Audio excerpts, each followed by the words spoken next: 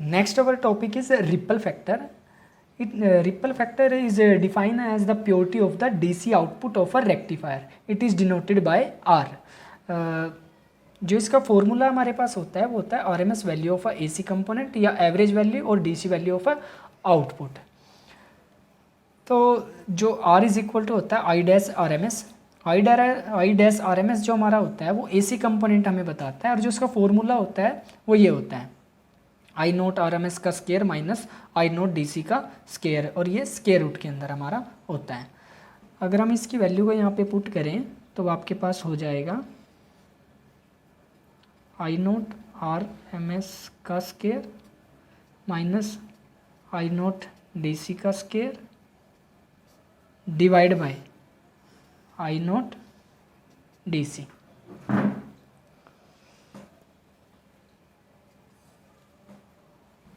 इसको हम ऐसे लिख सकते हैं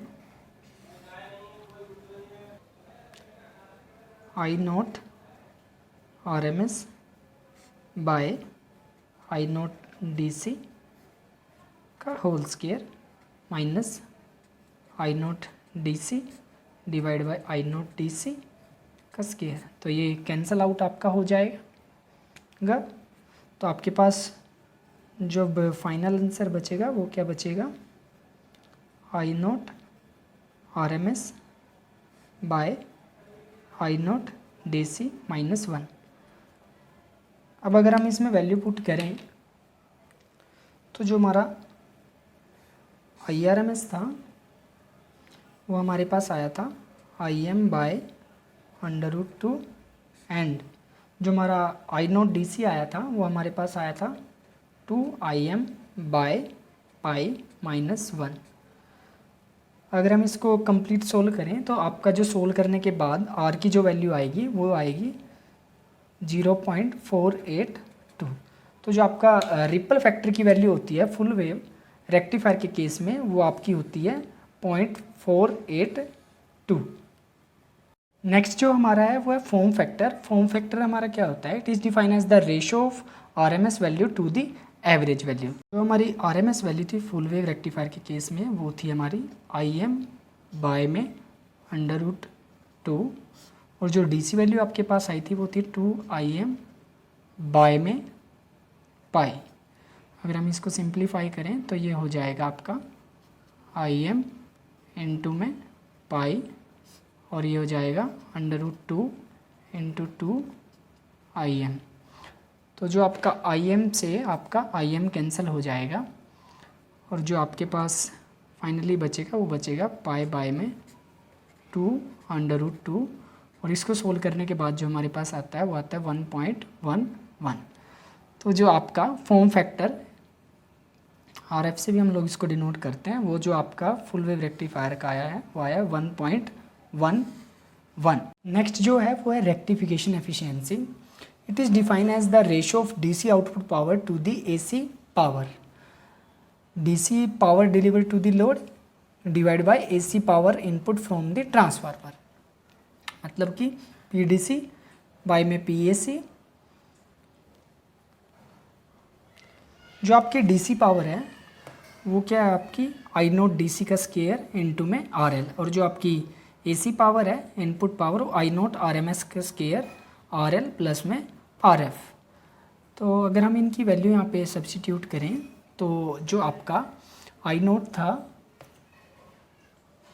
आई नोट डीसी जो आपके पास था वो था 2 आई एम बाय में पाई का स्केयर। तो हमने आई नोट डी सी की वैल्यू यहाँ पे पुट की इनटू में आर एल बाय में, अब आई नोट आर एम एस की वैल्यू अगर हम यहाँ पे पुट करते हैं तो वो थी आपके पास 2 आई एम बाय में अंडर रूट 2 का स्केयर इनटू में R L plus R F. अब अगर हम इसको सोल्व करें तो ये आपके पास हो जाएगा 4 I M square by pi square into में R L divide by I M square into में डिवाइड में 2